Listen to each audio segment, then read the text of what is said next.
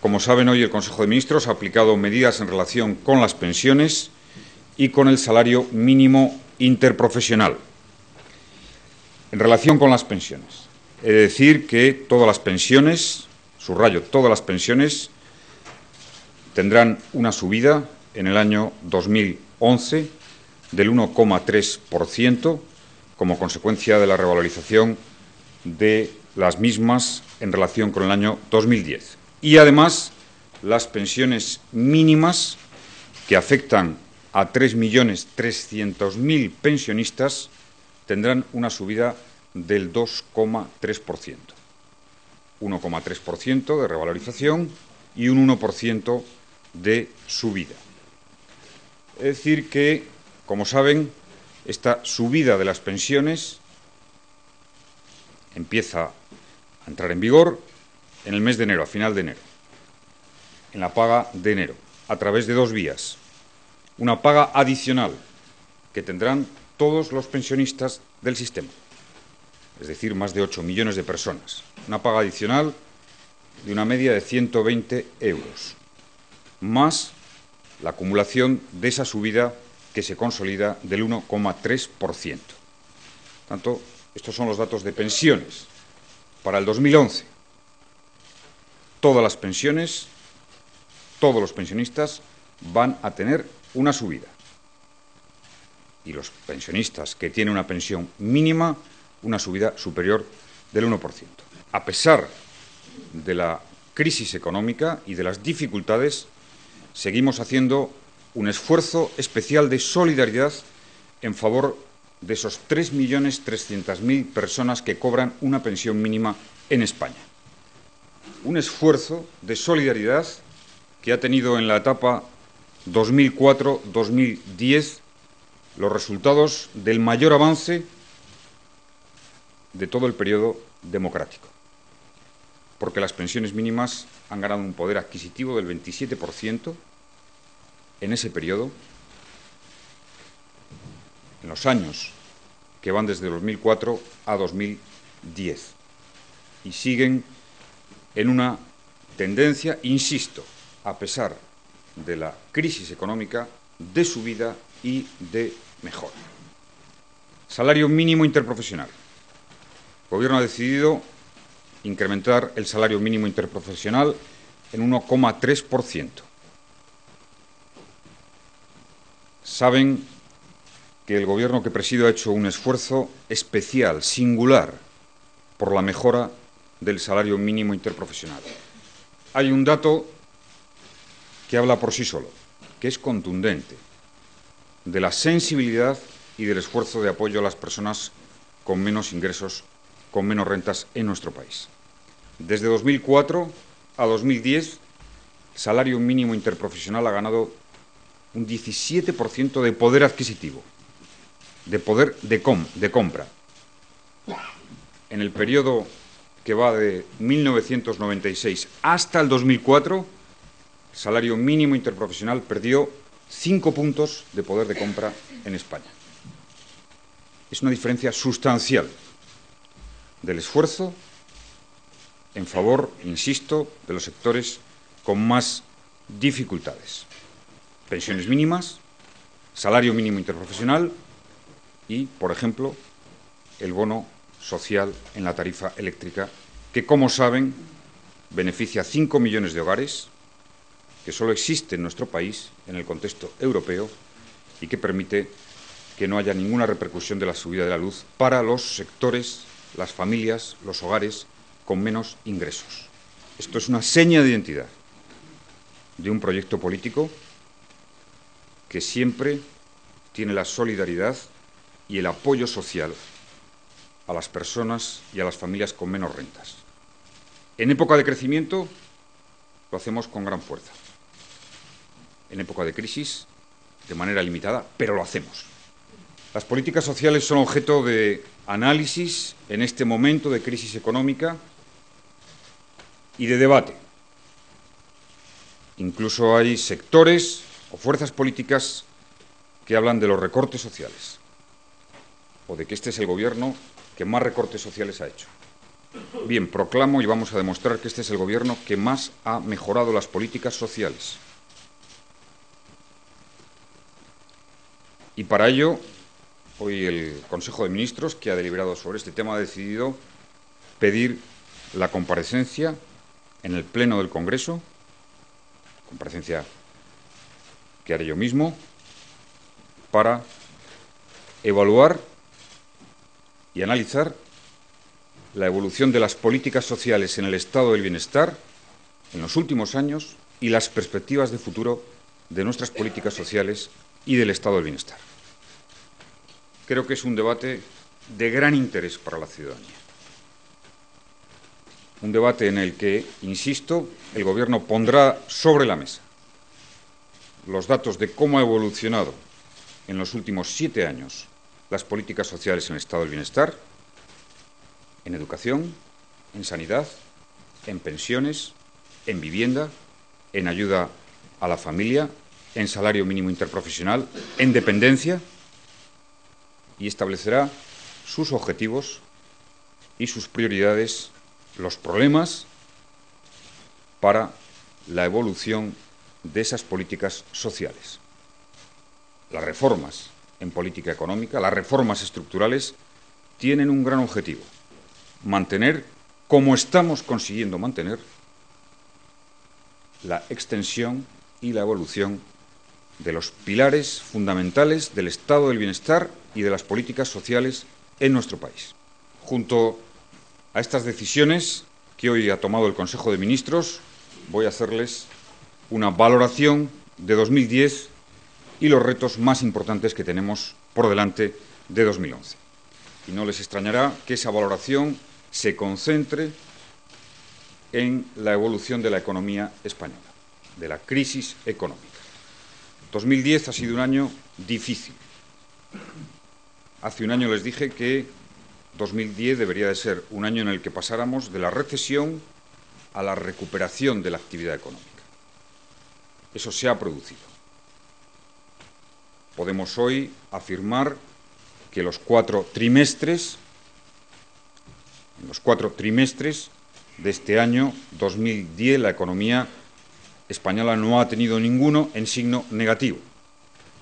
Por tanto, el Gobierno considera que también el 4º trimestre va a tener una evolución, el crecimiento positivo. Pero sabemos que es un crecimiento lento, débil aún. Y, por tanto, que nos queda por delante una tarea muy decisiva para consolidar y fortalecer ese crecimiento. 2010 ha sido un año en el que se ha perdido empleo, la tasa de paro ha aumentado. Es verdad que de una manera mucho menor que en 2009, pero aún, y este es un objetivo fundamental, aún no hemos conseguido entrar en la senda de creación de empleo neto. Este sigue siendo el gran objetivo que tenemos que ver hecho realidad el próximo año. La corrección de los desequilibrios estructurales que la economía española presentaba y que se agudizan con la crisis del sistema financiero. La evolución de esos desequilibrios presenta datos alentadores, fundamentalmente en lo que afecta al déficit exterior, que se ha corregido prácticamente a la mitad. Podemos decir que los objetivos de reducción del déficit que se han producido como consecuencia de las medidas de ajuste duras y difíciles que el Gobierno ha adoptado a partir del mes de mayo, los objetivos de reducción del déficit se van a cumplir en el año 2010 y se van a cumplir en el año 2011 a través de un gran esfuerzo de austeridad. Esos son los desequilibrios más importantes a los que hemos hecho frente. Pero sabemos que para ganar esa recuperación económica y para cambiar el modelo productivo que nos permita un crecimiento más sólido en la nueva etapa, en el nuevo ciclo económico, son necesarias reformas estructurales. A las reformas estructurales hemos dedicado una buena parte de la acción política en el año 2010 y a las reformas estructurales dedicaremos una buena parte de la acción política en el año 2011. Hemos abordado la reforma laboral, que aún necesita desarrollo en algunos aspectos concretos y no menores, como la negociación colectiva, que abordaremos inmediatamente, en los primeros meses del próximo año. Una reforma laboral que ha de desplegar sus efectos positivos en favor de la contratación indefinida y en favor de la flexibilidad para las empresas de una manera evidente cuando la recuperación económica, cuando el crecimiento cobre algo más de intensidad.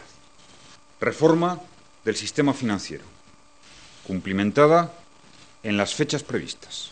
Reforma básicamente de las cajas, para adecuar el tamaño de nuestro sistema financiero a un mercado más reducido que el que teníamos antes de la crisis. También el primer trimestre y el segundo trimestre serán decisivos para que nuestro sistema financiero consolide y mejore la solvencia, la credibilidad y la nueva situación, el nuevo tamaño que ha de tener en la economía. Reforma de pensiones. Saben que el Gobierno la anunció en enero del año pasado. Perdón, en enero de este año. Todavía estamos en este año. Y saben que el Gobierno se ha comprometido a que el próximo 28 de enero aprobará el proyecto de ley para remitirlo al Parlamento. Ayer el Pacto de Toledo emitió el informe preceptivo y es una base para el Gobierno del máximo interés, como se pueden imaginar. Pero sin duda, a partir del 28 de enero, y también durante todo el mes de enero, vamos a tener un amplio debate sobre la reforma del sistema de pensiones. El Gobierno considera que es una reforma imprescindible, que tiene un objetivo claro: situarnos al ritmo de las reformas de los países europeos en pensiones, en seguridad social. ¿En qué se traduce eso? Eso se traduce en algo que es bastante fácil de comprender. Tenemos que tomar las medidas hoy para que en el año 2025, 2030, nuestro gasto público en pensiones esté en la media europea del gasto público en pensiones. ¿Cuál es el mecanismo? Pues también el mecanismo supone que nos sumemos a las reformas que se están haciendo en la mayoría de los países, que sitúan la edad legal en 67 años, con flexibilidad, pero que sitúan la edad legal en 67 años. ¿Por qué? Por un dato bastante evidente, porque nuestra evolución demográfica determina que en esa etapa, 2020, 2025, 2030, se van a jubilar las generaciones más extensas de la historia de España.